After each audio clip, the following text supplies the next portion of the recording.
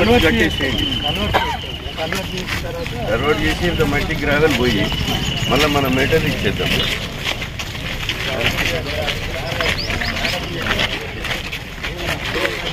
మీటర్లో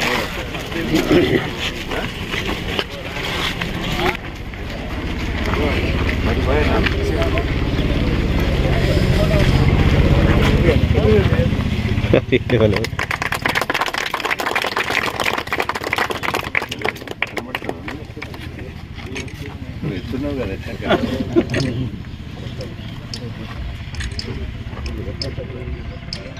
ఈరోజు రేగొండ మండలంలోని దమ్మన్నపేట గ్రామ పంచాయతీ పరిధిలో ఉన్నటువంటి పొలాలకు పోయే దారి ఆయకట్టు రోడ్ ఏదైతుందో చాలా పురాతనమైనటువంటి రైతులు వడ్లు తెచ్చుకోవటానికి, నాట్లేసినప్పుడు ఎరువులు తీసుకుపోవటానికి ఈ దమ్మన్నపేట ఆయకట్టు రోడ్ చెరువు ఏదైతే ఉన్నదో చుట్టుపక్కల 4 గ్రామాల రైతాంగానికి కూడా అవసరం ఉన్నటువంటి ఈ రోడ్డు 50 లక్షల రూపాయలు డిఎంఎఫ్టి నిధుల నుంచి ఈరోజు మంజూరు ఇచ్చి శంకుస్థాపన చేసుకున్నాం. ఈ రోడ్డు పూర్తయ్యే వరకు ఇంకా 50 లక్షలు కానీ 60 లక్షలు కానీ ఇచ్చి రైతులకు ఉపయోగపడే విధంగా చేస్తాం. ఈ రాష్ట్ర ప్రభుత్వం మరి వేసిన రోడ్డు మీద సీసీ రోడ్డు వేయడమే కాకుండా ఒక ప్రభుత్వం జీవో కూడా తీసుకురావడం జరిగింది. రైతులందరికీ కూడా రాష్ట్రంలో ఈ నియోజకవర్గంలో ఉన్నటువంటి పెద్ద పెద్ద చెరువుల కింద కూడా 1 కిలోమీటర్ 2 కిలోమీటర్లు పోయి గెట్ల మీద ముందే పోయి ఎరువులు వేసుకొని పరదాలు కప్పుకుంటున్నారు.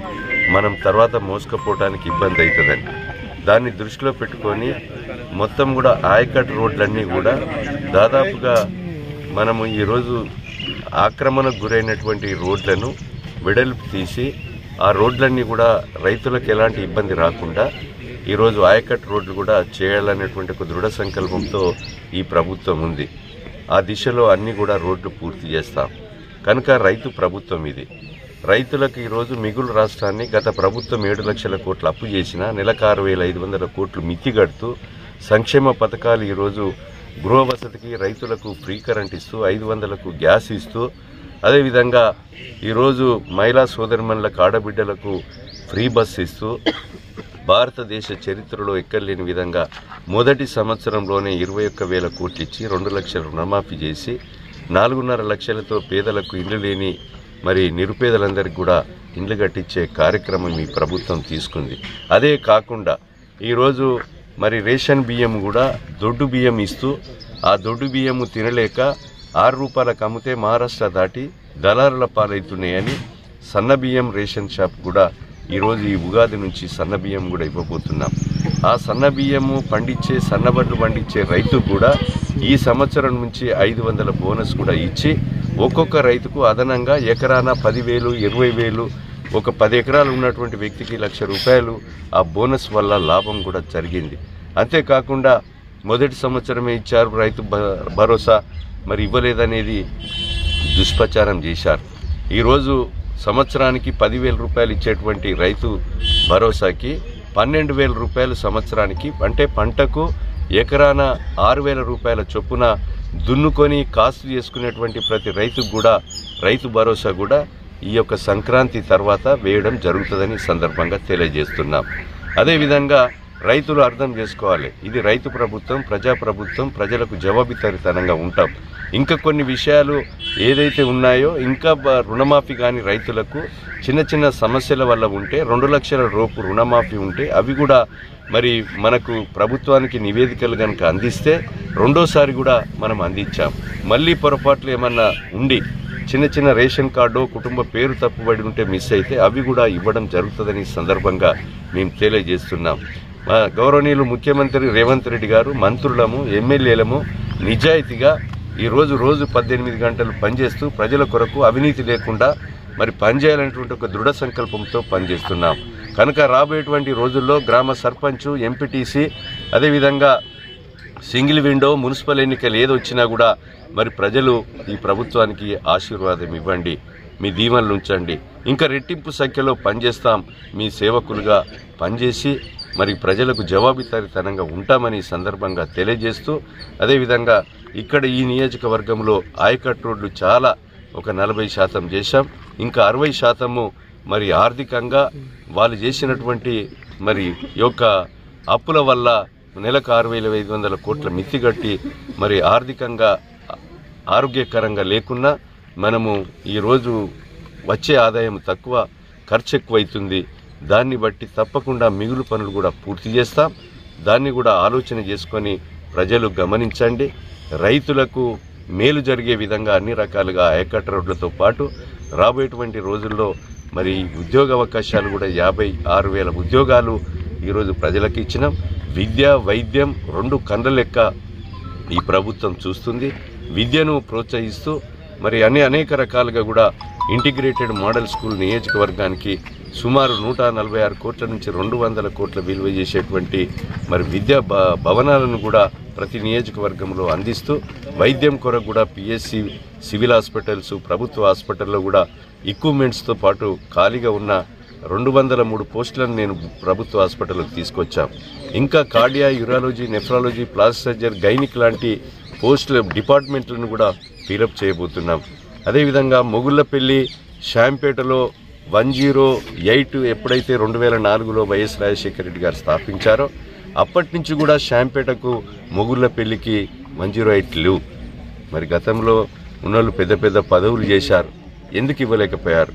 మేము ఎన్నికైన తర్వాత ఈ నియోజకవర్గంలో ప్రజలకు 108 కావాలని కొత్త వాహనాలు తెచ్చి అన్ని ఎక్విప్మెంట్తో మరి 108 తెచ్చాం.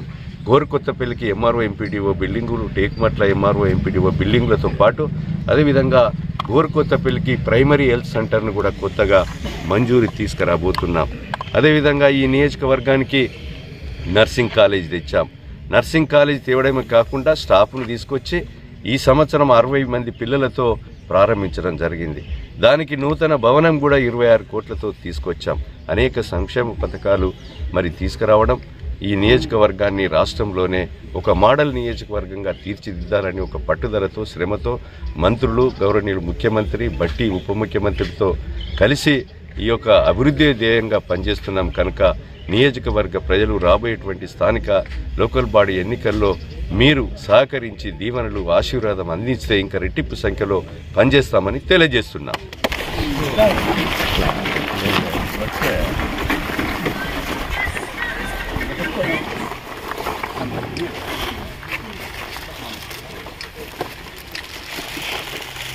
Thank you doctor. మీరు ఎమ్మడి వెళ్తున్న రోడ్ అనేది మొత్తం పూర్తి చేద్దాం. సార్, నాకు గత 30 సంవత్సరాల నుంచి పేషెంట్స్ కోసం నిరంతరం, అంటే 30 సంవత్సరాల నుంచి నాకు కాల్ చేసేవాడు. అంటే ప్రజల కోసము, తన కాన్స్టిట్యున్సీలో ఉండే పేద ప్రజల కోసం బిల్ తక్కువ చేయించడము రొటీన్గా, ఎంత అంటే హంబుల్గా అడిగేవాడు. చాలా గొప్ప రాజకీయ నాయకుడు అండ్ ప్రజలకు సంబంధించిన లీడర్. మనం అరుదుగా ఇట్లా కష్టపడి గ్రౌండ్ లెవెల్ నుంచి ఈ స్థాయికి రావడం రియల్గా గర్వించాల్సిన ఒక గొప్ప లీడర్ను మనం మన కాన్స్టిట్యున్సీలో పొందగలిగినాం. మన కాన్స్టిట్యున్సీ బాగా డెవలప్ అయ్యేటువంటి అవకాశం ఉంది తన పీరియడ్లో కూడా. అండ్ ఎప్పుడు కూడా నేను ఒక లీడర్ను, నేను ఒక పాలిటిషియనే కాకుండా ఫ్రెండ్, మాతో ఎంత అంటే చూడవే కొంచెం బిల్ తక్కువ చేయి, అట్లా చూసుకో, ఇట్లా ఏం చేద్దాం, తప్పదు మనకు. చాలా గ్రేట్ పర్సన్. నాకు ఈ ప్రివిలేజ్ ఇచ్చినందుకు నేను మీకు కృతజ్ఞత తెలియజేస్తాను. Thank you. నేను ప్రాక్టీస్ స్టార్ట్ చేసి 30 సంవత్సరాలు అయింది. సారు తనంతట తాను, నాకు తెలియదు అప్పటి వరకు కూడా, తనంతట తాను పరిచయం చేసుకున్నారు.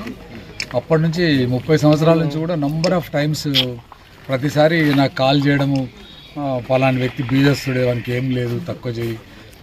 మేము కూడా బాగా హానర్ చేస్తాను. అడిగేటువంటి విధానం ఎట్లుంటుందంటే, మనం తప్పనిసరి ఏ విధంగానైనా సహాయం చేయాలని అనిపించే విధంగా ఉంటుంది.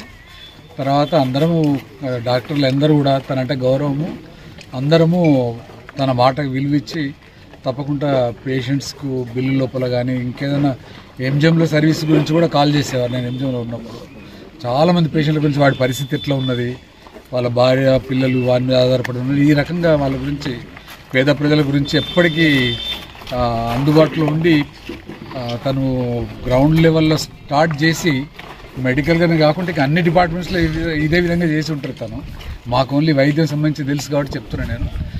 తను ఒక బేసిక్ లెవెల్ నుంచి ఒక నాయకత్వ లక్షణాలతోని సౌమ్యంగా వండుకుంటా తను ఈ స్థితికి రావడం అనేది గర్వకారణము. మన కాన్స్టిట్యున్సీకి మనందరం గర్వించేటువంటి ఒక ఉత్తమమైనటువంటి ప్రజానాయకుడు మనకు రావడం, భవిష్యత్తులో కూడా ఆయనకు మనం అందరం సపోర్ట్ చేసి మనం గెలిపించుకోవాలి. ఆయన మినిస్టర్ కావడం కూడా చూడాలి మనం.